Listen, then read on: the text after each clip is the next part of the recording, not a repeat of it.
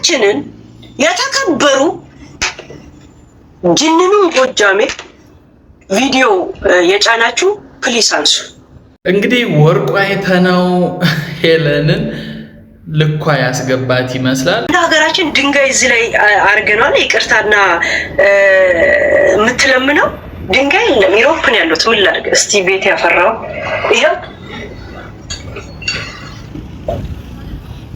ቆይ ለመቀመጥ አይመችም። ይሄው እንደ ሀገራችን ድንጋይ ጭኝል ጠይቃችሁ ሸክላ ድንጋይ ነው። ገባችሁ? እባካችሁን የጫናችሁትን ቪዲዮ አንሱልኝ። ካሁን በፊት እንደምናስታውሰው ነዘቢባ ቤት ገብታ ብዙ ምስቅልቅሎች ሲፈጠሩ ነበር። እናንተ ክብሬ ተነካ የምትሉት ማንነታችሁ፣ እኔ ግን ለሙሉ አማራ የቆምኩት እኔ ነኝ።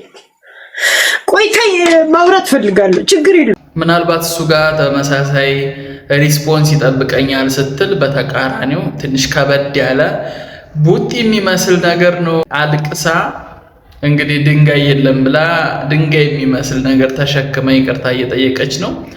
ነገር ግን ወርቁ አይተነው ይሄን አይቶ ክሱን ሊያነሳ ይችላል የሚሉ ሰዎች አሉ። ተደምሮ ተቀንሶ እዚህ ምድር ላይ የምትኖረው 67 ዓመት ከዚህ ውጭ ያለው ኑሮ በአጠቃላይ ዘላለም ህይወት ላይ ነው። እኔ 13 ዓመት ከ5 ወር እስር ቤት ነበርኩ። 8 ዓመት ደግሞ ጨለማ ቤት ነው የኖርኩት። 4 ዓመት ካቲና ታስሬያለሁ።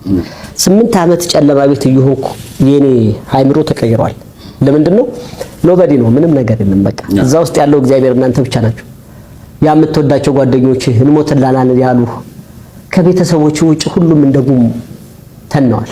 እዛ ጋር ቁጭ ብለህ ሻይ መጠጫ ታጣለህ። እዛ ጋር ቁጭ ብለህ አንድ ኮካል ይናፍቃል። ሁሉም ሰው ይጠፋል። ያን ጊዜ ያለ አጠገብህ እግዚአብሔር ነው።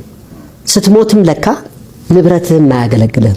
ስለዚህ እኔ የተረዳሁት ነገር እኔ በማልፍበት ሰዓት እዚህ የሚቀር ነገር የሚጠነባ የሚሸት የሚከረፋ እንጂ ለኔ ምንም አይደለም። ለኔ ምንም አንድ ሰው ማዳን በዛው ልክ ደግሞ አይ በፍጹም የሚያነሳበት መንገድ የለም እየተባለ ነው። ነገር ግን የሷ በአንድ ቀን ውስጥ እንደዚህ ሐሳብን ቼንጅ የማድረግ አቅም ካላት ምናልባት ሶሻል ሚዲያ ላይ ኢምፓክት ለማምጣት ኦር አቴንሽን ለመሳብ ብቻ ነው እንጂ ደርዝ የያዘው ንግግር የላትም እየተባለች ነው። ነው እንደዚህ የሚያስለቅሰኝ።